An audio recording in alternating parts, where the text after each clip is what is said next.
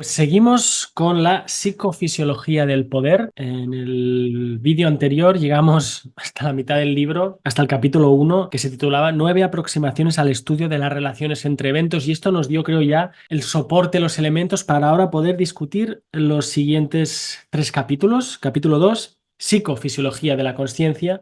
Capítulo 3, psicofisiología de la comunicación. Y capítulo 4, psicofisiología del poder, que de eso va este libro de Jacobo. Venga, vamos a por ello. No voy a resumir dónde nos quedamos, escuchar para ello la primera parte de este libro 5, creo que estamos por el que vamos ya, y vamos a hablar de la psicofisiología de la consciencia. Aquí Jacobo de nuevo no deja de enfatizar la primacía, la importancia de la consciencia, y dice: no existe mayor poder que el de la conciencia. La conciencia no emerge a partir de la actividad cerebral, ni es el resultado de morfologías energéticas o distribuciones de campos físicos. Y esto ya lo subrayé en el vídeo anterior. Muy interesante aquí que Jacobo ya hace aún más explícitamente su idealismo barra panpsiquismo. Es decir, no va a tratar de explicar la consciencia como algo, una propiedad, un fenómeno que emerge de la interacción entre campos, por mucho que esas interacciones entre campos sean la base de su teoría sintérgica. Aquí está reconociendo que esta consciencia no va a emerger de ello, y encima que no existe mayor poder que el de la consciencia. Vamos a ver más sobre esto en un momento. Añade: el mundo que conocemos es la conciencia, manifiesta con un grado elevado de complejidad. Es decir, su visión es que todo es conciencia,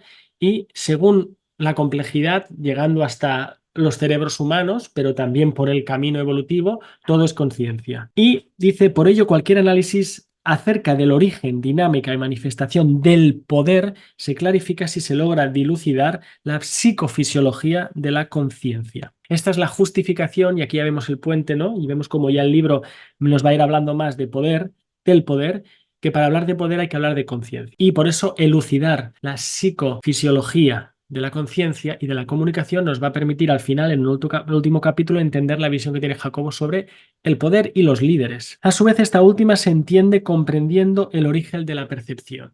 Para entender el poder hay que entender la conciencia, y para entender la conciencia hay que entender la percepción. Jacobo enfatiza que la conciencia es el primer dato, es decir, el que se encuentra como origen de cualquier fenómeno.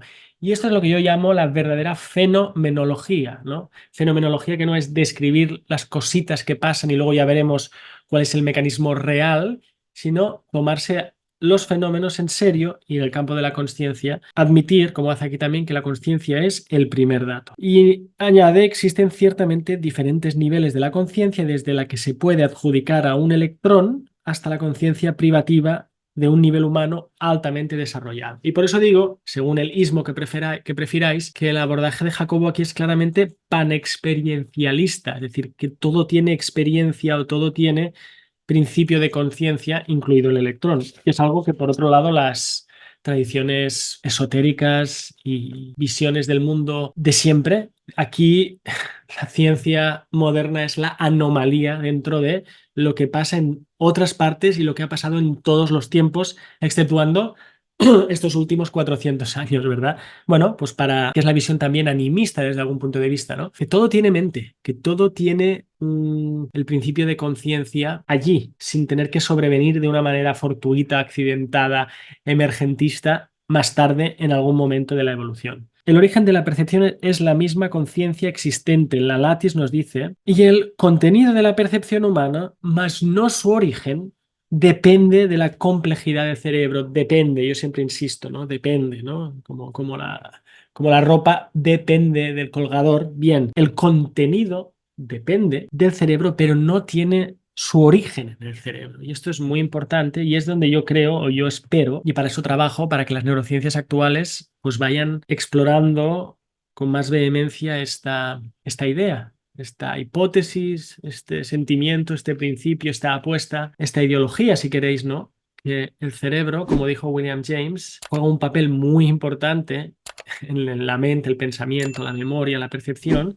La cuestión es qué tipo de papel es este, si es un papel productivo o permisivo. Y aquí ya nos empieza a hablar de los líderes. Nos dice: un verdadero líder es aquel que logra establecerse en la conciencia de unidad. Repito, un verdadero líder es aquel que logra establecerse en la conciencia de unidad. O sea, que no es el líder al uso, ¿no? El líder que manda, el mandatario, el mandón, el que hace artimañas para poder para poder escalar. No, no, no. Es el líder que logra establecerse en la conciencia de unidad. Vamos a hablar más de ello. Y también nos dice aquí, antes de ello, el aspecto más paradójico del proceso de complejificación es que su nivel más alto mimifica el estado fundamental de la lattice. Volvamos un paso atrás cuando hablábamos del electrón y el cerebro humano.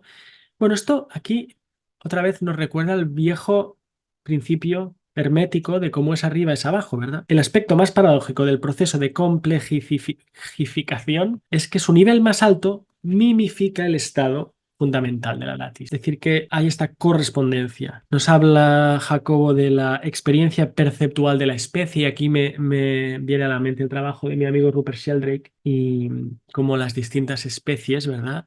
Animales, pues tienen sus memorias, su forma, incluso su psique debería o podría estar contenida en distintos campos que resuenan según su similaridad, y aquí Jacobo le llama el hipercampo, ¿verdad? Quien sea capaz de vivir todos los niveles del hipercampo como propios, influirá, que aquí viene el líder, influirá en la conciencia colectiva y recibirá su influencia en forma directa. El poder depende de esta distancia, entre comillas, de identificación. Es decir, si queremos influir, hay que instalarse en esa conciencia unidad, en ese hipercampo, y desde allí, desde esa conciencia colectiva, que aquí también evoca las ideas de Jung, que por cierto lo hemos mencionado en la parte primera de este vídeo, ¿verdad? Pues desde ahí es donde se puede ejercer ese verdadero poder. La sensación de familiaridad que irradia un verdadero líder resulta de la capacidad que éste posee de incorporar en su experiencia personal la experiencia de toda la especie. Y aquí, lo siento, aun siendo físico teórico y neurocientífico, a mí me viene pues, la imagen de Cristo, ¿no? Siendo, insisto, siendo religiosos o no, o los avatares, si queréis, en sentido más genérico. ¿No? Los grandes avatares han sido esos seres humanos que han sabido incorporar en su experiencia personal la experiencia colectiva de la humanidad, de la especie, y no incluso no solo la pasada, sino la futura, como ahora veremos. Bien, aquí la cosa se pone interesante también.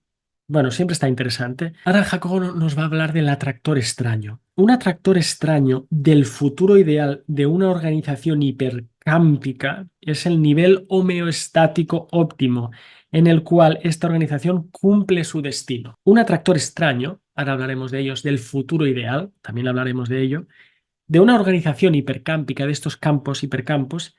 ¿Qué es ese atractor extraño? Es el nivel homeostático óptimo. Aquí está utilizando metáforas, conceptos. La homeostasis es esa idea que desarrollaron, entre otros, Claude Bernard, el padre de la medicina experimental, y es la capacidad de autorregulación, homeostasis, capacidad de autorregulación, de mantenimiento que tienen los seres vivos, principalmente. Para Jacobo, ese atractor extraño no deja de ser el nivel homeostático óptimo. Vamos a verlo. Bien, aquí nos habla de ello.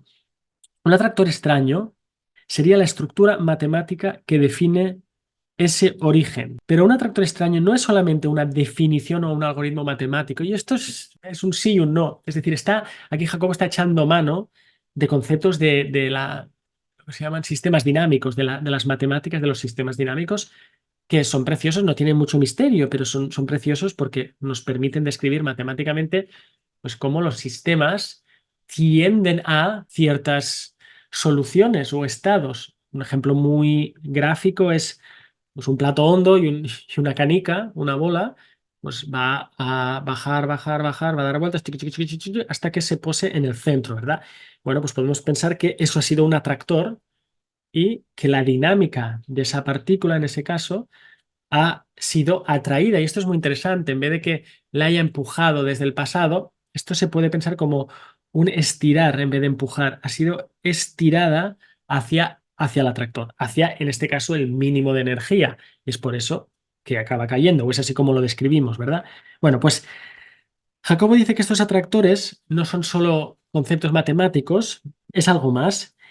Un atractor extraño, dice, es el subtexto cuyo significado es solo aparente detrás de las palabras para quien posea el nivel de conciencia del autor del texto. Es una metáfora, ¿no? Una manera de explicarlo. Que no es solo lo que está ahí escrito, sino es la capacidad de entender, comprender el contexto. Y solo a modo de de explicar un poquito más estos ejemplos en sistemas dinámicos. Un atractor extraño muy famoso es el llamado atractor de Lorentz. No sé si lo habéis visto, son como unas orejitas así, el sistema dinámico, y cuando muevo la mano de esta manera significa la trayectoria de la partícula, pues parece que quiere caer y luego ¡zum!, se va a otra zona y parece que se queda ahí y luego de manera caótica ¡zum!, puede irse a otro. Bueno, esto es lo que técnicamente se llama el atractor extraño en sistemas dinámicos. Luego hay atractores que se llaman pues de puntos porque simplemente se cae a un pozo, lo que os hablaba de la bolita que cae, por ejemplo, ¿no? Otro se llama ciclos límite, donde la dinámica es más bien periódica, es decir, no se acaba reposando o saltando entre dos estados, sino que lo que se hace es se sigue un circuito. Y luego hay otro tipo de atractores que se llaman toroidales, pero eso tiene más que ver con la topología y no tanto con la geometría. Pero el caso, Jacobo toma esta idea de atractor extraño, que suena extraña si nunca la has escuchado, y se la lleva para hablar de esa condición homeostática óptima que nos jala, como decís vosotros, ¿no? Nos jala.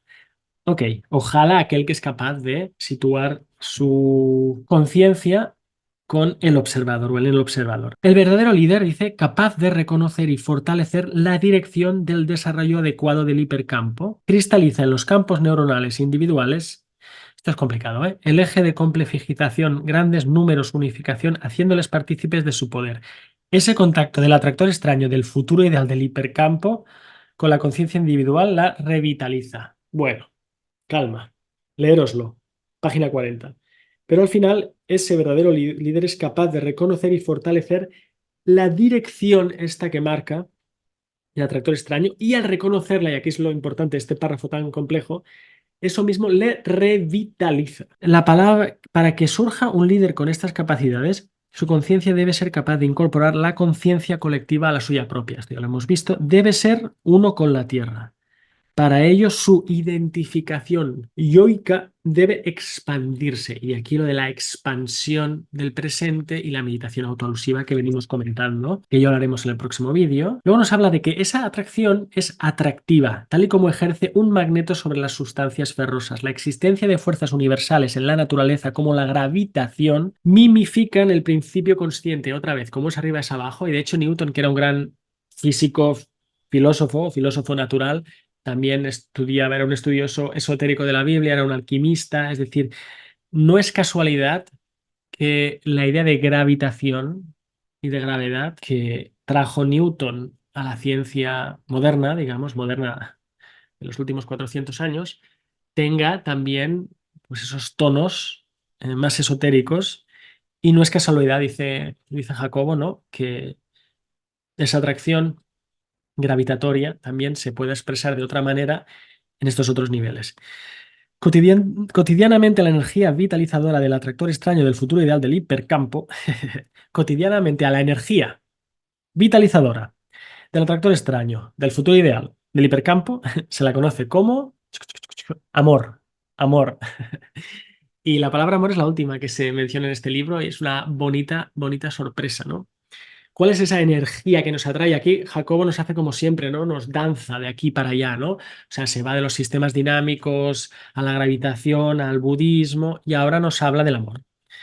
Bueno, esa es esa energía atractiva y vitalizadora. El verdadero líder se encuentra en la cúspide de la experiencia amorosa universal y posee el suficiente poder como para activar el amor en el hipercampo. Molt bé. Y en las conciencias universales, que son nutridas por él. Es decir, te metes en ese río, nutres, te nutres y además nutres a las otras conciencias y por eso se da el líder. Y además tiene que ver, que lo ha mencionado y lo mencionará, con esos experimentos que se hicieron, creo que lo menciona a continuación o en breve, ¿no? En los que en niveles de alta coherencia interhemisferial, creo recordar, aquel que tenía mayor coherencia al ponerse en contacto, aunque no sea directamente con otro sujeto, conseguía que ese sujeto aumentara su propia coherencia. Es decir, la idea de que los que tienen menos son atraídos, jalados de nuevo por quien tiene más, en vez de que el que tiene más se iguale. Bueno, esto lo veremos, que no queda muy claro ahora.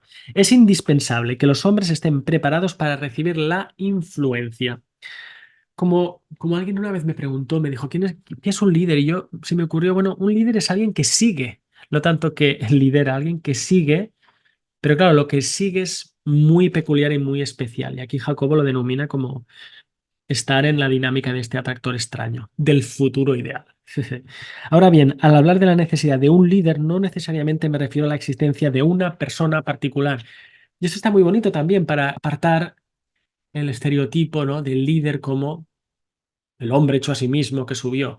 No, no, no tiene que ser ni uno ni por esos métodos, ¿no? El liderazgo puede ser compartido. Bueno, esto es visionario total porque aún estamos en una fase de la humanidad donde apenas nos libramos de las guerras, ya no, imagínate, ya no hablar de liderazgo y menos aún de liderazgo realmente colectivo, ¿no? Pero quién sabe si en un futuro esto será así. Y esto nos daría para hablar largo, largo y tendido, porque muchas veces los visionarios, los sabios, son los activistas, son lobos solitarios. Y la cuestión es cómo pones a trabajar a los lobos solitarios, porque normalmente no quieren trabajar en grupo, pero es necesario para poder contrarrestar esta suerte de egregor maligno, ¿no? Bueno, que está tomando posesión, nunca mejor dicho, de tantos ámbitos de nuestra vida y nuestra cultura hoy en día. La existencia de un líder, dice Jacobo, personalizado, no es necesario cuando un porcentaje significativo de la población comparte el mismo espíritu y éste facilita las influencias unitativas del atractor extraño. La necesidad de líderes vivos es imprescindible en la infancia de un pueblo, mas no en su madurez. Estamos lejos, ¿lo veis, no? Bien, luego nos habla de que la conciencia unidad, pero esto no significa que quien posee esa conciencia unidad pierda la individualidad. Es decir, vive el mundo como un ser y todas las mentes como una sola mente. Sabe que lo que le acontece no proviene ni es causado por fuerzas o entidades ajenas a sí mismo, puesto que en su sí mismo lo abarca todo. Fijaros, ¿no? Esta capacidad, antes hablaba de los algoritmos, neuroalgorítmica de unificar todo, y al unificar todo, uno no deja de ser individuo, que además a mí me resuena con esto tan lindo, ¿no? De la individuación, el camino, ¿no? El camino no es simplemente deshacerse del ego o deshacerse de ser persona, o de ser individuo, mejor dicho, sino es individuarse,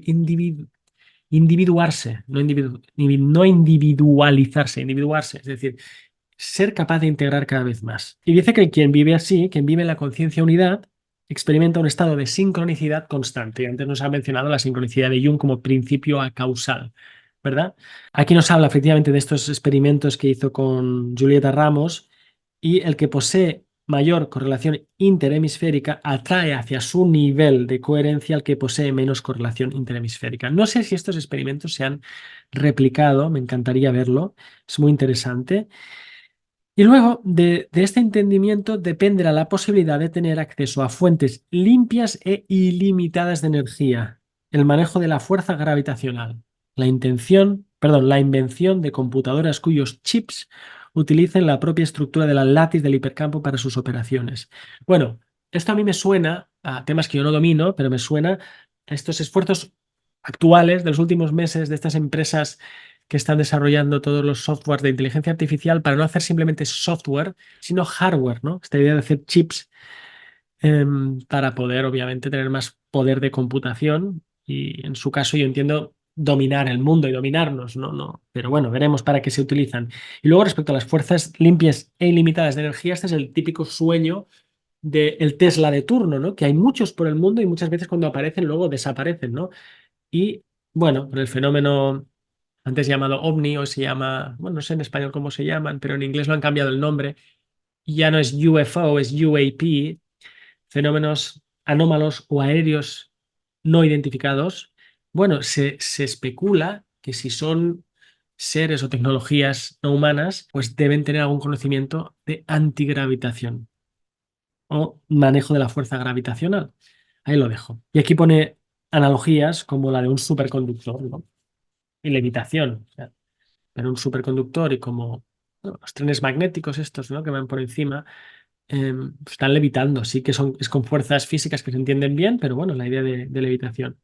Bien, seguimos. Bueno, llegamos ya al capítulo 3 porque hay muchas cosas que contaros todavía. Psicofisiología de la comunicación.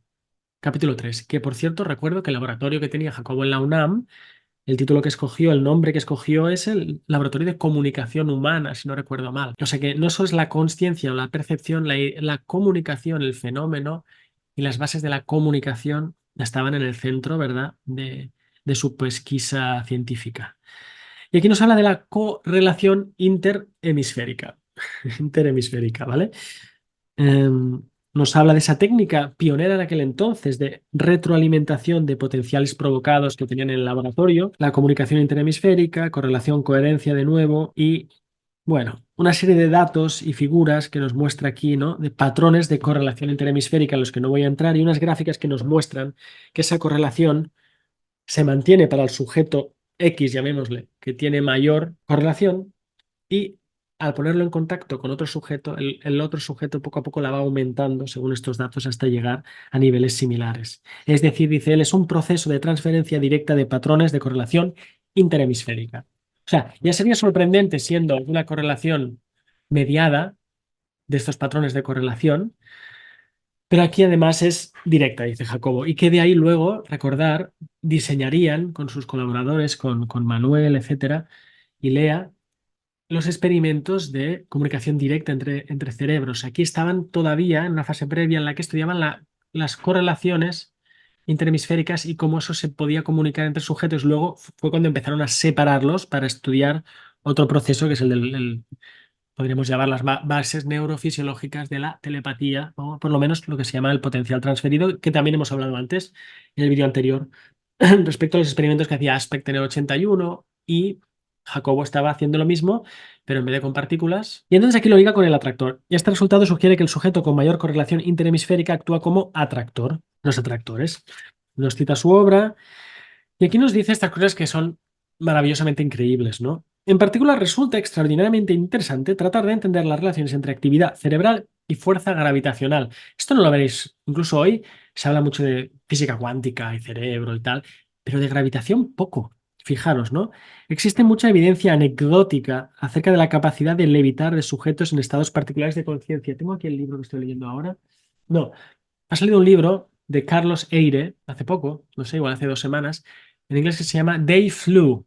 Ellos volaron, una historia de lo imposible, y habla de todas estas levitaciones de los místicos y las místicas, en particular cristianos y en particular católicos, y nos habla de la historia.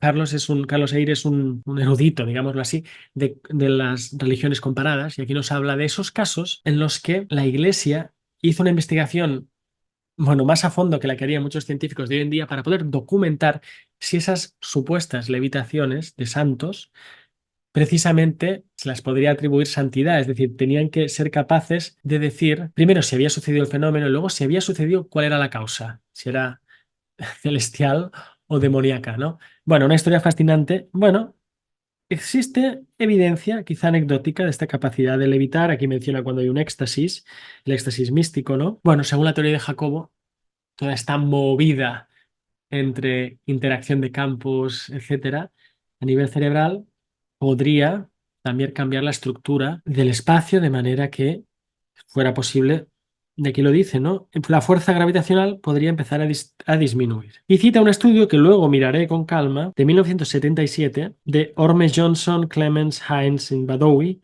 Higher Stage of Consciousness, e.g. Coherence, Creativity and Experiences of the Cities. Veremos. Entonces nos habla también de fenómenos de repulsión y aquí lo que trata de explicar en esta parte es, bueno, hemos hablado de atracción del hipercampo, también repulsión gravitacional y, bueno, aquí trata de explicar en qué caso se daría la atracción o la repulsión. Nos menciona a Newton, nos menciona a Einstein, no voy a entrar aquí, leerlo. Nos habla de estos fenómenos de atracción y repulsión que son observados en la conciencia individual y en las relaciones entre conciencias. Bien, nos habla otra vez más de sus experimentos con ramos, de las comunicaciones en pareja y en grupo. De alguna forma más figuras, nos muestra más figuras, nos da las bases para entender esta comunicación y acaba diciendo la más elevada función de liderazgo consiste en transformar la repulsión entrópica de la latis en atracción antientrópica del atractor extraño del futuro ideal del hipercampo. El atractor extraño del futuro ideal del hipercampo. El líder es capaz de cambiarle el signo a esta repulsión entrópica que tiende al desorden en una atracción antientrópica que tiende a ese orden. Su efecto se basa, y es por eso que nos ha escrito este capítulo, en la transferencia de correlaciones interhemisféricas que ocurren durante la comunicación. Aquí Jacobo dice que la psicofisiología del poder, nos va a hablar ahora de ella en el último capítulo, se basa en la psicofisiología de la comunicación, para la cual Jacobo tiene esas evidencias de transferencia de correlaciones interhemisféricas de un sujeto. Para que esta transformación ocurra se requiere de poder, por lo que dedicaré el análisis de la psicofisiología del poder en el siguiente capítulo. Hasta ahora nos ha hablado del cómo y ahora nos va a hablar del qué. Capítulo cuarto. La psicofisiología del poder. La actualización de la influencia del atractor extraño del futuro ideal del hipercampo, ya nos vamos a ir acostumbrando, pero bueno, la actualización de la influencia del atractor extraño, digámoslo así, en una sociedad hace que ésta viva en el presente en su estado ideal. Vamos a ver. La capacidad de un líder de lograr lo anterior guarda una relación directa con su poder. Mientras mayor sea este, más influencia podrá ejercer para hacer real el destino ideal de la sociedad. O sea que el poder tiene que ver con la capacidad de caer y atraer en este atractor extraño, es decir, ejercer influencia para que no solo el líder, sino la sociedad sea jalada por este atractor extraño. A su vez, esta influencia dependerá de la sensibilidad suficiente para captar las características del atractor y su dirección. Es decir, hay que captarlo y luego hay que captar hacia dónde va.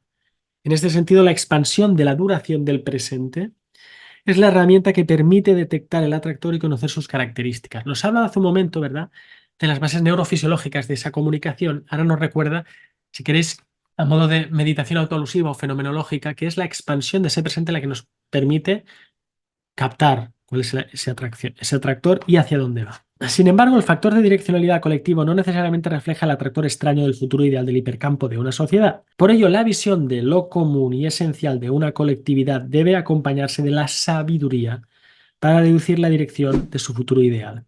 El verdadero líder es capaz de predecir ese futuro ideal en base a la visión, entre comillas, de su estado presente y potencialidades, y reconocer la dirección. Básicamente, dónde estamos, a dónde vamos y a dónde queremos ir. Para ello, él mismo debe experimentar este futuro ideal en su conciencia. No está mal, ¿eh?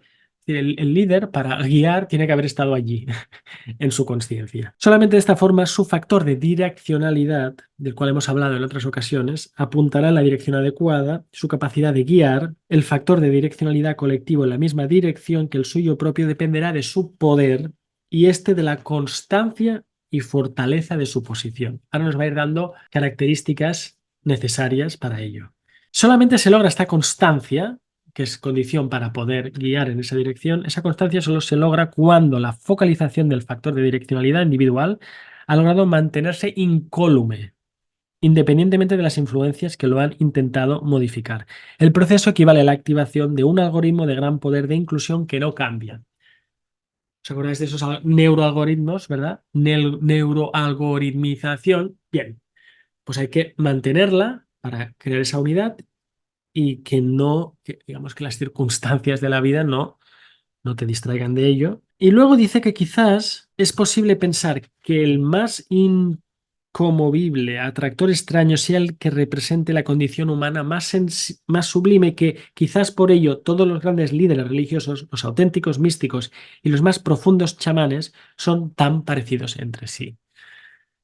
Insisto, alguien que haya dedicado tiempo en la historia comparada de las religiones, pues se dará cuenta que hay demasiadas casualidades, ¿verdad?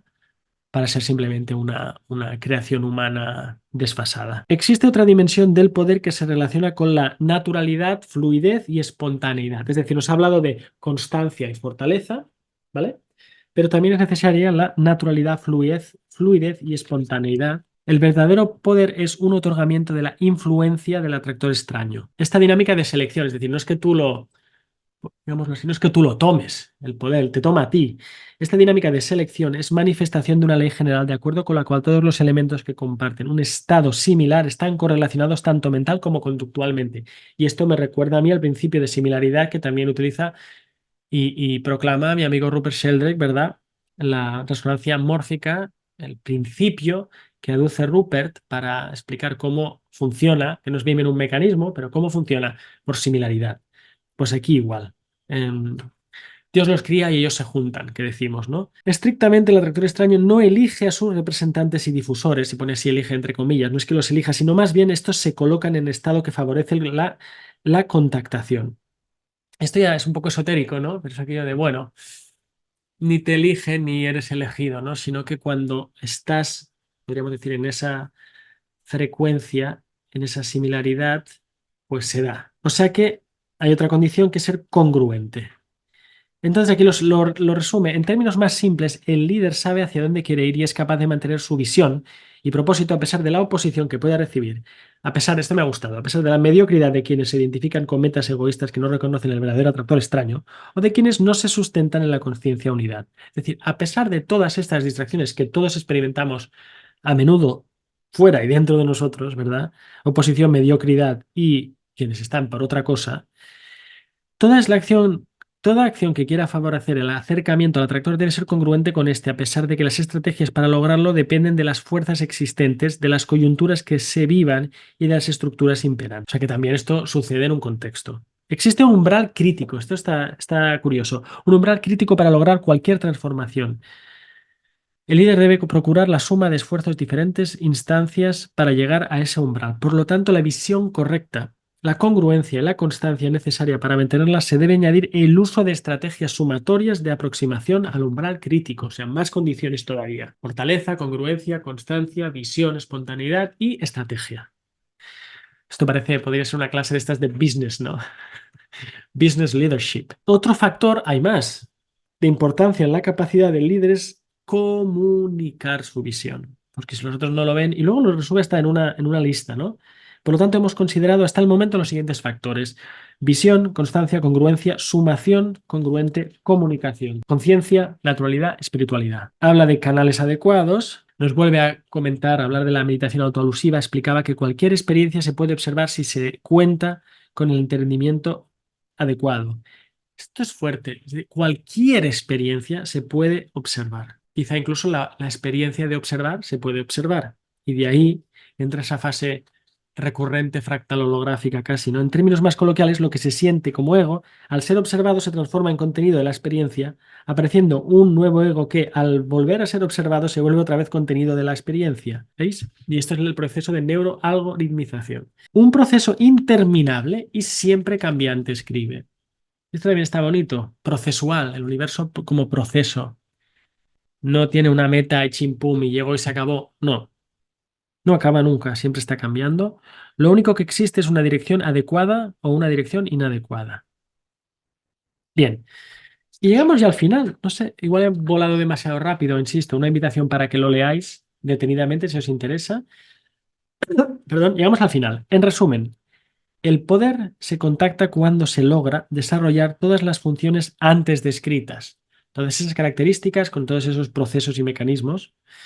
Es decir, cuando se adquiere visión, se la mantiene constante, se es congruente con ella, se comunica, se es consciente del proceso, se actúa con naturalidad y espontaneidad, se acepta, se abre el factor de direccionalidad, se observa, se reconoce el carácter de proceso de cualquier meta y se es capaz de vivir el presente con intensidad. En suma, cuando se adquiere la conciencia unidad. Y la última frase del libro dice: el mejor signo de la adquisición de poder es la aparición y el engrandecimiento del amor. O sea que pasamos de esta suerte de metafísica matemática neuronal a un comentario que daría para glosarlo ampliamente, ¿verdad? El amor. Bien, pues este ha sido nuestro viaje por la psicofisiología del poder en 2 capítulos y seguimos esta marcha, ¿verdad? Ya hemos cubierto 5 libros, Jacobo tiene más de 40, nos queda un viaje. Y el próximo creo que va a ser la meditación autoalusiva, porque se ha mencionado aquí y creo que es momento también de traerla a la mesa y veréis que el contenido ya no es tanto teórico, especulativo, sino es más bien práctico, vivencial. Y nada, os mando un abrazo desde España y gracias por atender estas explicaciones, comentarios, cuyo objetivo es que leamos a Jacobo, que aunque no esté, de alguna manera, sí está, porque nos dejó ríos de tinta, que es más que tinta, y entonces de alguna manera podemos traerlo y traerle a él simplemente con abrir un libro y leer, que es casi una invocación, o sin el casi. Así que nada, un abrazo y hasta pronto.